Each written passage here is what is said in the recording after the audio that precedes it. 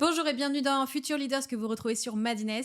Madines, c'est le média numéro un de l'entrepreneuriat et de l'innovation en France. Et Future Leaders, c'est ce podcast dans lequel on met en avant les dirigeants d'aujourd'hui qui construisent le monde de demain. Notre leader du jour est Joséphine van der Linder. Elle nous vient d'Odoo, qui est un éditeur de logiciels de gestion belge. Odoo vient d'ouvrir un bureau en France. Joséphine est chargée de le développer. Alors quels sont ses challenges? Les réponses dans Future Leader.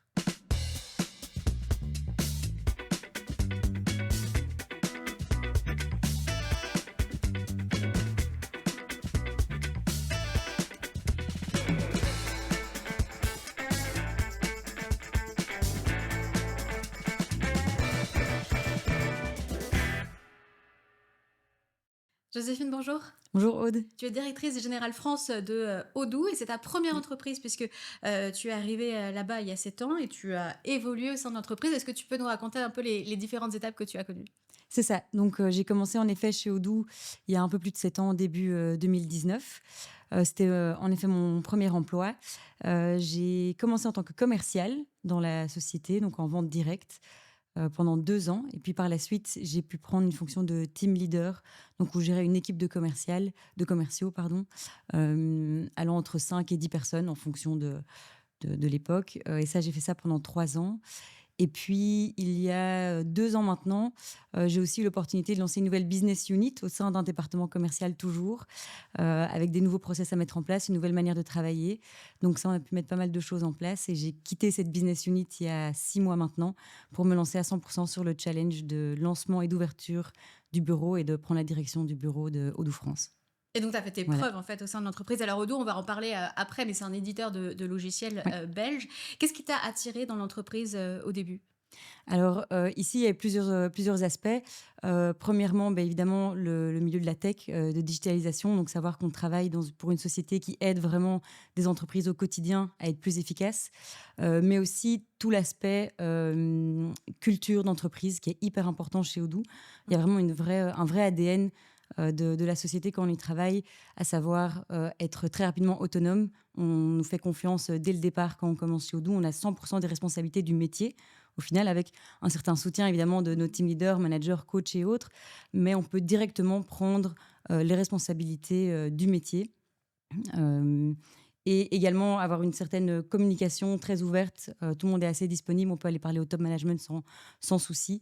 Et donc c'est un peu tout ce package-là qui m'a attiré chez Odoo dans un premier temps.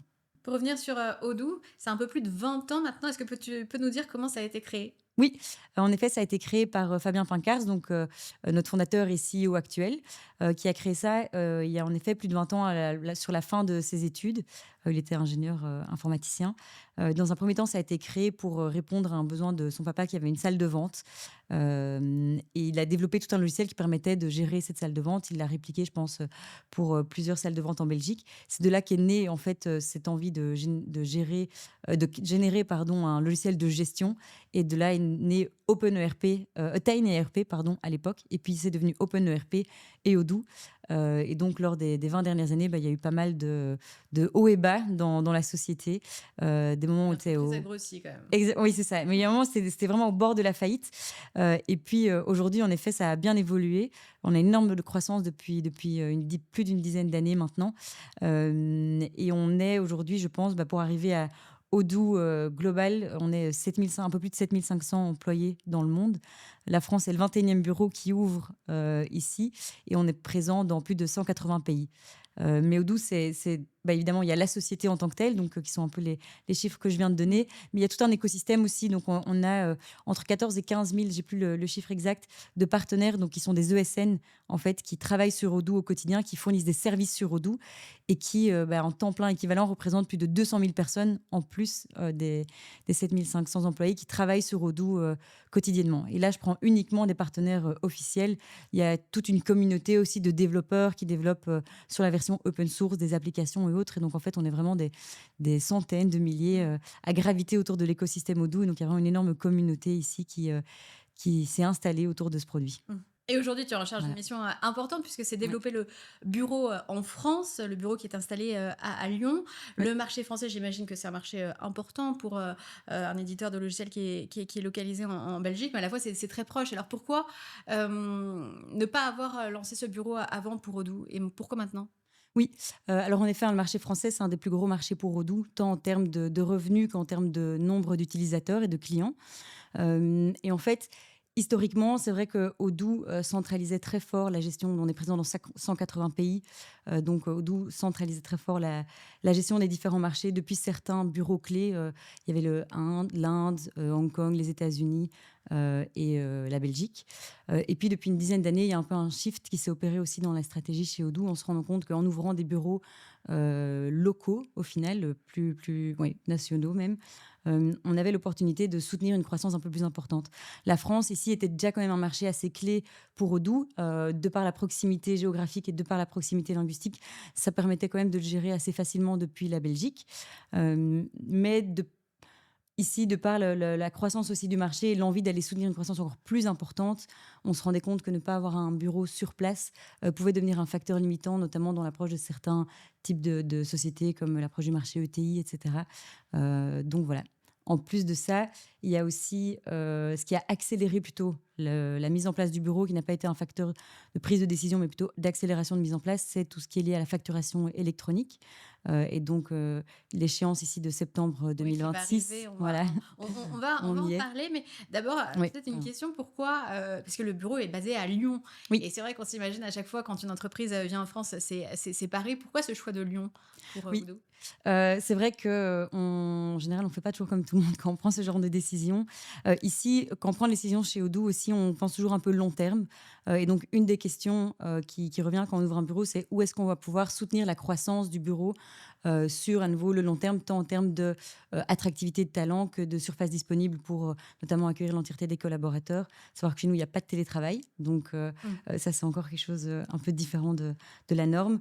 Et donc en fait, on va plutôt regarder, voilà, une ville ou un lieu en tout cas qui a un tissu, économique, assez, dynamique, où il y a un vivier de talent aussi important parce qu'on a des gros objectifs de recrutement, avec une certaine qualité de vie, ce qui nous permet d'attirer en fait les talents et de les retenir sur le long terme et pas d'avoir juste des personnes qui viennent faire 1, 2 ans de leur carrière et qui partent ailleurs. Et également une position stratégique sur le territoire. Et donc c'est vrai que Lyon cochait un peu toutes ces cases et donc la décision a été prise assez OK. rapidement d'implanter le Il y avait bureau, concurrence avec à Marseille Lyon. quand même aussi? Avec Bordeaux. Avec Bordeaux, Avec d'accord. Bordeaux, ouais. Alors, quand tu ouvres un bureau, comme ça, qui tu vas recruter en priorité? Des commerciaux? Parce que c'est ton métier aussi, de manager des Oui. commerciaux, mais est-ce qu'il y a des développeurs aussi pour le côté, on adapte le produit au marché, local? Alors oui, alors dans un premier temps, en effet, quand on lance un bureau, chez nous, en général, on recrute plutôt des commerciaux parce que c'est la base, Mmh. pour faire évoluer le marché et des consultants, qui vont venir, implémenter le logiciel chez les clients et puis on développe aussi d'autres départements. Donc, dans le cas du bureau français, l'idée à terme sera d'avoir aussi des fonctions, type, marketing, comptable. On a déjà les ressources humaines aussi, mais évidemment aussi de la R&D, plutôt pour tout ce qui est, des spécificités vraiment liées à la France, comme la gestion de la paye, améliorer encore la comptabilité, etc. Donc, ça, ce sera faire partie de notre challenge, engager quelques personnes sur ce point-là. Justement, en fait, on va reparler peut-être du produit. Oui. En quoi Odoo est utile pour les entreprises? Oui, donc en fait, peut-être pour expliquer un peu ce qu'on est, donc Odoo, c'est un logiciel de gestion qui permet de gérer vraiment l'entièreté, des aspects d'une société, des processus d'une société. Donc qu'on lance un projet ou bien qu'on soit une société déjà bien installée, on veut créer son site web, on prend l'application site web et ça peut être rapidement mis en place. On veut gérer ses ventes, sa facturation, ses ressources humaines, son marketing, son stock et autres, son magasin même. On a, plus de 80 applications en fait qui répondent chacune à un besoin, de société et elles sont toutes intégrées les unes aux autres. Et donc on peut tout à fait prendre une seule application et dans ce cas-ci, c'est même gratuit, sans limite d'utilisation et sans limite de temps, ou alors, venir rajouter plusieurs briques, même en fonction de l'évolution des besoins par la suite. Et là, on rentre dans un contrat payant, mais qui reste tout à fait démocratique. C'est 20 € par utilisateur Mmh. par mois et on a accès à l'ensemble des applications Dodo. Et qu'est-ce qui est, spécifique aux TPE-PME et parce que je sais que vous avez aussi, vous êtes aussi, fournisseur pour, les ETI. Qu'est-ce Oui. qui a été rajouté pour les ETI? Les entreprises de taille Alors, intermédiaire? on se base toujours sur, le standard Odoo. Donc comme je disais, comme il y a plus de 80 applications, elles sont toutes, configurables et adaptables d'énormément de manières différentes. Et donc ça permet d'avoir un outil qui répond à de besoins de tout secteur et toute taille de société. Et donc pour les ETI, au final, on n'a pas tellement de on va faire peut-être un petit peu plus de sur-mesure. Le produit de base reste le même, Mmh. on garde notre standard. Il y a énormément de choses qu'on peut faire dans le standard, donc il y a même certaines ETI qui utilisent Odoo en standard. Par contre, souvent, quand il y a des besoins un peu plus spécifiques, alors là, on a une équipe vraiment de développeurs qui vont analyser et de consultants qui analysent ensemble les besoins spécifiques, font des spécifications techniques Mmh. et développent sur mesure pour ces sociétés-là. Et c'est quoi l'application la plus utilisée du logiciel? Je dirais que ça doit être la facturation, Mmh. parce que ça touche à tout type de business. Donc, en effet, l'application facturation et vente sont en général les plus utilisées chez nous et site web. Mmh. Et Ouais, facturation évidemment et on va venir à cette facturation ouais, électronique qui va être, à une grande étape chez nous, en France cette année. Ça a déjà eu lieu en Belgique, donc toi tu as déjà l'expérience de c'est ça. l'implémentation de la facturation électronique. Qu'est-ce que tu retiens comme enseignement? Mais du coup, oui, en effet, en Belgique, c'était pour janvier 2026, donc on a Mmh. quelques mois d'avance. Quelques mois d'avance. Voilà, Sur septembre hem pour la France. Exactement, et du coup, je pense que ce qu'on retient ici, c'est l'importance d'être présent. C'est un gros enjeu pour les sociétés de se digitaliser, tant en France que qu'en Belgique.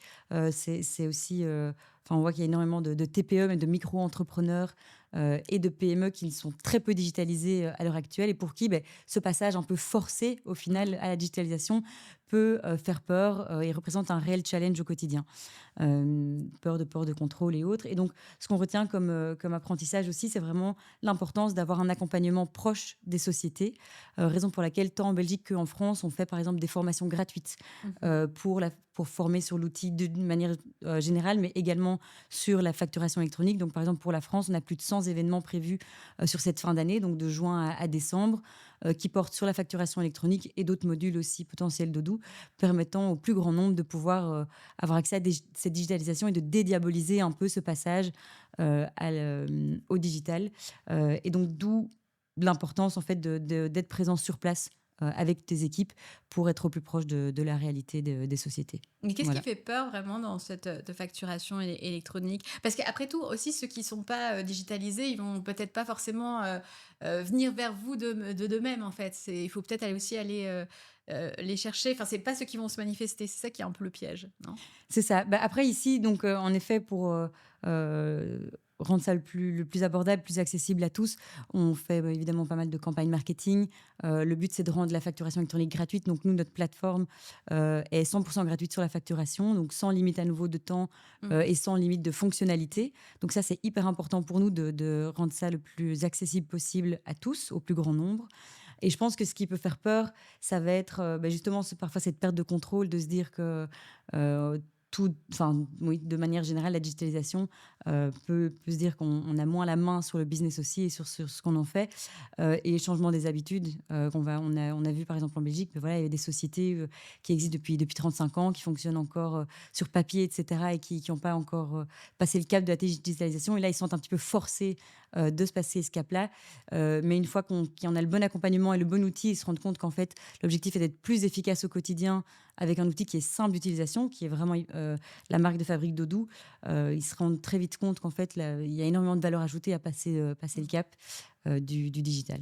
Et ça s'est passé Donc voilà. comment alors, en Belgique justement pour les plus, réticents? Est-ce que, il y a eu il y a eu des loupés ou Bah, il y a toujours des personnes, on ne peut pas satisfaire tout le monde, c'est sûr? donc ça arrive. Maintenant, je pense que, tout l'accent est mis sur, l'accompagnement. Donc nous, par exemple, ce qu'on avait fait, c'est on avait, des équipes qui étaient 100 dédiées à ce processus de facturation électronique, donc qui recevaient toutes les demandes entrantes, pour, des sociétés qui avaient envie de qui devaient passer le pas, du coup, de la facturation électronique et c'était vraiment je pense qu'on avait une vingtaine de commerciaux dédiés, à cette étape-là et donc qui avait vraiment aussi tous les codes pour accompagner au mieux, les sociétés. Et puis, on a fait tout un accompagnement, comme je disais, gratuit derrière par rapport aux différentes formations qu'on a pu faire un peu partout en Belgique. Ce qui permet de rassurer, en fait, et de parler directement à un seul interlocuteur, de pouvoir rencontrer, en fait, son formateur en face à face, de prendre le temps de poser des questions. Souvent, c'est des formations sur une journée complète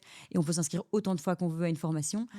Et donc, ça permet de conserver le lien parce que souvent, avec le digital, on a peur de perdre le lien aussi avec nos interlocuteurs.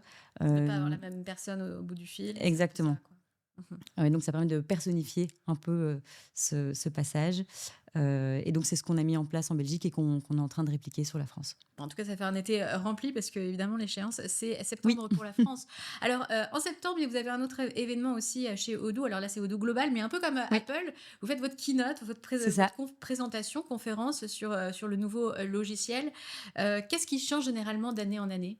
C'est ça. Donc, chaque année, on a les Odoo Experience. Donc, ils sont en effet sur 3 jours en Belgique. Alors, il y en a dans d'autres bureaux. On l'a aux États-Unis, on a en Inde et cette année, pour la première fois, au Kenya, donc dans nos bureaux là-bas. Et en fait, c'est le lancement à chaque fois de la nouvelle version. Donc, il faut savoir que Odoo lance une nouvelle version chaque année. Donc, on a vraiment un énorme pôle R&D qui travaille sur l'amélioration du logiciel au quotidien. Et donc là, on est en version 19. On passera à la version 20 en septembre de cette année. Et Et tous d'une les version utilisateurs l'ont à chaque fois, la nouvelle version? on peut passer tout à fait gratuitement à la version supérieure. C'est ce qu'on encourage d'ailleurs. On encourage nos clients à rester au minimum les 3 dernières années, les 3 dernières versions Oui. en fait disponibles. Mais ils peuvent tout à fait avoir accès gratuitement aux versions supérieures. Et donc d'une version à l'autre, on va soit rajouter des applications. Lors de moi, dans les 7 dernières années, il y a plus d'une dizaine de nouvelles applications en fonction de l'évolution des besoins du marché. Donc, on fait une veille aussi du marché, on récolte les feedbacks, les commerciaux peuvent donner du feedback aussi sur pourquoi certains clients ne signent pas, ou des consultants dans l'implémentation aussi. Et on fait également une veille de manière générale du secteur. Et donc, on met à jour les applications existantes en fonction de la législation ou des nouveaux besoins et on crée des nouvelles applications. Parfois, ça arrive même qu'on supprime certaines fonctionnalités si on se rend compte qu'il y a soit très peu de valeur ajoutée ou bien que ça peut peut-être plus complexifier l'utilisation du logiciel au quotidien. Tout est toujours pensé pour l'utilisateur final, le rendre le plus efficace possible et avoir un outil le plus intuitif possible. On change parfois l'interface, on retire ou on adapte certaines fonctionnalités existantes pour rendre ça le plus simple au quotidien. Mhm. Et l'IA, Voilà. alors justement, comment ça a été Et intégré au sein voilà. du logiciel? J'allais le dire, l'IA en effet fait partie évidemment des nouvelles fonctionnalités. Alors c'était déjà présent dans les versions précédentes. En version 19, on avait déjà pas mal d'IA qui étaient intégrées. Et ce sera le cas aussi pour la version 20. Entre chaque version, on a aussi des versions mineures dans lesquelles on met déjà des mises à jour. Donc déjà, au sein de cette année, on ne doit pas attendre un an avant d'avoir des évolutions, notamment sur l'IA. Mais il y a pas mal de choses qui sont mises en place, donc notamment des agents IA qui peuvent créer, modifier des rapports, par exemple dans Odoo. Le vibe coding est également arrivé. Mais ici, ce qu'il faut savoir, c'est que chez Odoo, on réfléchit toujours à la valeur ajoutée des choses. Donc on part d'un problème business, d'une problématique, et tout est construit autour de ça. Et on regarde quelle est la meilleure façon d'arriver à régler ce problème-là. L'IA étant évidemment un moyen souvent d'arriver à cette solution d'un problème. Et c'est toujours dans cette optique-là qu'on va venir utiliser l'IA et pas juste faire de l'IA pour faire de l'IA parce que c'est la tendance du marché aujourd'hui.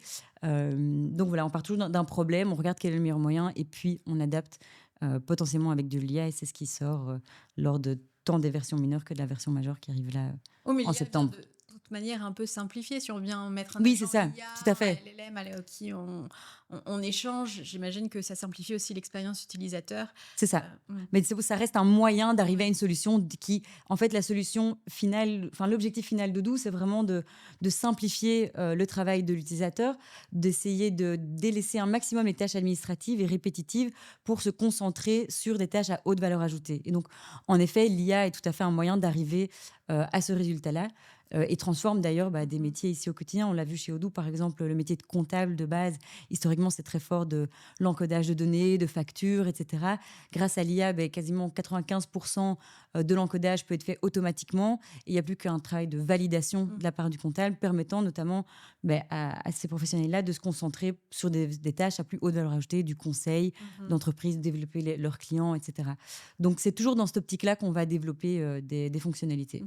Et lors de ces Odoo Experience, ambiance. Tu as dit que ça a duré 3 jours. C'est Qu'est-ce qui se ça, passe durant ces 3 jours? Vous vous réunissez dans des, plein de choses. voilà, Oui, qu'est-ce qui se passe? Faut savoir. en fait, ça réunit vraiment toute la communauté Odoo. Ouais. Donc ici, il y a environ, je pense qu'on attend entre 40 et 50 000 personnes chaque Énorme. année. Ah, donc Ouais, des clients, des utilisateurs. c'est ça, c'est des utilisateurs, des développeurs de la communauté, des partenaires, des futurs utilisateurs également. Et donc, en fait, il y a toutes des conférences sur ces 3 jours-là. Ça peut être tant, donc évidemment, il y a la keynote où on explique tous les lancements Mmh. des nouvelles fonctionnalités. Et puis, par thématique, comme on a plus de 80 applications, ben, il y a à chaque fois des conférences sur chaque sujet expliquant les mises à jour, tout ce qui a été mis en place, etc. Avec des démonstrations, on peut venir poser ses questions et autres. Il y a aussi des conférences plus type entrepreneuriat, donc des témoignages de sociétés aussi qui utilisent Odoo. Mais on a également, le but, c'est vraiment d'avoir un événement tech. Donc, on a parfois des intervenants qui ne sont pas spécialement directement liés à Odoo, qui n'utilisent pas Odoo au quotidien, mais qui viennent expliquer un peu leur réalité du marché, l'actualité, etc. Donc, c'est un événement assez vaste. Il y a beaucoup de choses qui se passent sur cet événement, avec des concerts le soir aussi. Il y a plein de choses. Oui, oui. Voilà. C'est parce qu'en fait, c'est une vraie communauté, Oui. Odoo aussi. Parce que pour revenir à ce que tu disais un peu plus tôt sur la culture d'entreprise et le fait que toi, c'est ce qui t'a plu et ce qui t'a fait rester dans l'entreprise, comment tu l'as définie justement cette culture d'entreprise? Alors je dirais que, en tout cas moi, ce qui me plaît et ce qui me marque dans la culture d'entreprise d'Odoo, c'est premièrement la confiance qu'on a. Comme je disais, dès qu'on arrive chez Odoo, on a 100% des responsabilités du travail, ce qui fait que on sait qu'on nous fait confiance et on accepte l'erreur. Parce que par défaut, quand quelqu'un commence c'est son premier boulot, ou en tout cas c'est ses Mmh. premiers jours chez Odoo, il va se retrouver face à un client, il va se retrouver en un prospect ou autre, peu importe, ou un code, hein, si on est développeur. On sait que la personne risque de faire des erreurs, mais on les accepte. Et en fait, on valorise l'erreur tant qu'on apprend de ces erreurs-là et qu'on évolue. Et c'est vrai que moi, c'est quelque chose auquel je crois énormément. On apprend plus dans ses échecs que dans ses réussites. Mmh. Je pense que c'est comme ça qu'Odoo s'est construit également. Et donc ça fait partie complètement de la culture d'entreprise, c'est de faire cette confiance, d'accepter l'erreur, de donner les outils pour ne plus en faire, ou en tout cas plus faire les mêmes, De d'évoluer. laisser le temps aussi, Exactement, oui. de Et corriger les choses. c'est ça, tout à fait, et avec le soutien nécessaire évidemment pour évoluer, donc on n'est pas juste livré à nous-mêmes face à nos échecs. Donc ça, c'est quelque chose qui me plaît énormément. Et également, on a une culture très work hard, play hard. Donc en fait, on est dans une société qui a une croissance des plus importantes en Belgique et même au niveau européen. Mmh. Donc par défaut, on en demande beaucoup aussi des employés parce qu'on ne peut pas aller soutenir cette croissance en faisant le strict minimum. Donc c'est vrai qu'on demande souvent de faire cette étape supplémentaire, ce qu'on appelle l'extra mile chez nous, Mmh. pour se donner un petit peu plus, toujours avec un objectif qui est commun. Mais à côté de ça, il y a tout un environnement de travail qui est hyper sain. Donc, tout est aussi fait pour qu'on passe des bons moments au travail. Mes collègues sont principalement aussi mes amis. On est content d'arriver le matin. Il y a plein de choses qui sont faites en dehors du cadre du travail pour qu'on soit épanoui. Et donc, c'est vraiment cette balance entre on se donne pour un projet. Et donc, en fait, on est challengé au quotidien et passionné par ce qu'on fait. On se donne à 300%. Et à côté de ça, bah, il y a tout l'environnement de travail qui est hyper agréable, qui fait qu'on reste du coup 7 ans et On est demi et qu'on est toujours récompensé. là. Mmh. Voilà. Mais et c'est quoi les missions qu'on t'a données quand, on t'a, demandé de développer le bureau de Paris? Qu'est-ce que de De Lyon, Lyon. pardon. Oui. Qu'est-ce qu'on a donné comme objectif? Est-ce qu'il y a des chiffres? Est-ce que, c'est un peu plus vague? Alors, il y a des chiffres, principalement d'un premier temps de développement de bureau en termes de recrutement aussi. Donc, on va regarder par rapport au marché actuel et à la croissance qu'on veut aller chercher les objectifs de recrutement. Donc, on a à ce niveau-là, objectifs assez soutenus. On est déjà à 45 personnes engagées sur le bureau qui a ouvert du coup il y a 10 jours maintenant. Donc là, on est 25 Ouais. au bureau à Lyon et on a déjà 20 personnes en plus qui sont engagées et qui vont arriver dans les prochains mois. Et l'objectif est d'être entre 80 et 100 d'ici la fin 2026. Donc d'encore aller doubler ces effectifs-là. Voilà. Mmh. Euh, et oui, et de s'assurer que tout se mette bien en place. Et puis, je pense que les objectifs se définissent aussi petit à petit. Donc, en général, on n'a pas un plan à 5 ans pour se dire, OK, telle première année, voilà ce qu'il faut mettre en place. Deuxième année, voilà ce qu'il faut mettre en place. Quelque chose de très concret. En tout cas, moi, j'ai pas reçu ce type d'instruction. Par contre, c'est vraiment s'assurer de la bonne mise en place du bureau, de la formation d'abord et de la qualité de ces 100 personnes qui vont arriver. Et du coup, la qualité du service qu'on va pouvoir fournir tant au niveau commercial qu'après-vente. Dans l'implémentation. Et puis, chaque année, en fait, on revoit les objectifs en fin d'année pour l'année qui arrive. Et donc, ça sera une discussion qu'on aura aussi dans quelques mois avec le board de Odoo de manière générale. Et toi, comment tu décrirais ton style de management justement lié à la culture dans laquelle tu es et à laquelle tu t'es acclimatée? Oui, je crois qu'il a très fort évolué parce que quand on commence, à gérer une équipe de 8 personnes à 25 ans sans C'est avoir ça. vraiment de formation ni quoi que ce Mmh. soit, à part avoir fait le métier en tant que tel, c'est vrai que on fait énormément d'erreurs, bah, à Surtout tu nouveau. dis que c'est tes amis aussi, donc ça peut être un peu, plus compliqué aussi Oui. à manager. Oui, c'est vrai. Après, en général, quand on commence en tant que team leader, c'est à chaque fois, on gère des nouvelles personnes qui arrivent dans l'entreprise, et cetera. Donc, on a au moins cet avantage d'avoir déjà l'expérience métier. Et en fait, ce qu'on attend d'un manager et d'un team leader chez Odoo, c'est de faire évoluer ses équipes. C'est une des raisons pour lesquelles aussi on n'engage pas de manager et de team leader en externe. C'est vraiment, on fait que de la promotion interne parce que on est convaincu, en tout cas moi aussi, j'en suis aussi convaincue que pour véhiculer de un cet ADN, cette valeur d'entreprise, cette culture d'entreprise, mais également de pouvoir faire évoluer en termes métiers, il faut des team leaders et des managers qui soient hyper proches de la réalité, qui ont vécu cette réalité et qui la vivent encore au quotidien pour faire évoluer les gens, et chacun en fonction de leur situation. Et donc ça, c'est quelque chose que j'ai pu vivre. Au début, il n'y en avait pas beaucoup de formation, donc j'ai fait énormément d'erreurs lors de mes premières années. J'en fais encore aussi, parce que là, je découvre un nouveau métier également. Mais je dirais que c'est ce lead by example qui est hyper important. Donc c'est vraiment fais ce que je fais, pas fais ce que je dis. Et donc d'être disponible, de montrer l'exemple dans les différentes actions, d'appliquer à soi-même ce qu'on dit, ce qu'on demande aux autres d'appliquer, évidemment. Ça, c'est fondamental, je pense, pour faire évoluer les gens et les inspirer à donner plus aussi pour le projet. Donc voilà, je dirais que c'est vraiment être disponible. Pour moi, c'est super important, tant en termes de temps, donc que en termes de disponibilité à la communication, être ouverte à la communication, au feedback aussi, dans les deux sens, et à faire évoluer les choses, que tout le monde se sente bien. Voilà. Après, je pense que si je demandais à mes équipes peut-être mon style de management, ils rajouteraient sûrement des petits trucs par-ci par-là, un petit niveau d'exigence aussi, je crois, mais où je suis exigeante avec moi-même et surtout, comme je disais, bah, pour aller chercher cette croissance, je trouve qu'il faut un certain niveau d'exigence aussi. Mais je dirais que c'est vraiment comme je disais, ce lead by example qui, euh, Ouais. qui est hyper important, tant pour moi que chez Odoo de manière générale. Et toi, ton ambition personnelle, si tu te voyais à un autre poste chez Odoo, ce serait quoi? C'est hyper difficile à dire Ouais. parce que tout bouge tellement qu'il y Il y a, a il plein y de a pays en même temps. Il y a plein de pays, c'est vrai. Après, je suis ravie d'être en France. Ça permet de garder une certaine proximité avec la Belgique aussi. On Ouais. n'est pas très loin. Mais c'est vrai que là, pour l'instant, je suis ravie du poste auquel je suis. Je pense que ça va être plus être comment arriver à faire développer ce bureau et vraiment en faire un bureau clé pour Odoo, de par l'importance du marché. Le marché qui est en fait déjà là. Donc, d'un côté, ça nous permet, est déjà conséquent. Donc, ça nous permet de ne pas devoir créer un marché de zéro, je dirais. Par contre, ça veut dire qu'il y a des ambitions de développement encore plus fortes. Et donc, c'est de pouvoir soutenir vraiment le bureau dans cette croissance, et en faire un des top performers des bureaux Odoo. Ça, ce serait l'idéal, quoi. Oui, on espère que le Voilà. marché français vous satisfera. Merci C'est beaucoup, l'objectif. Joséphine. Oui, merci à toi de m'avoir reçu sur ce plateau. C'était Future Leader. Merci à vous de nous avoir suivis. À bientôt dans une prochaine émission sur Madness.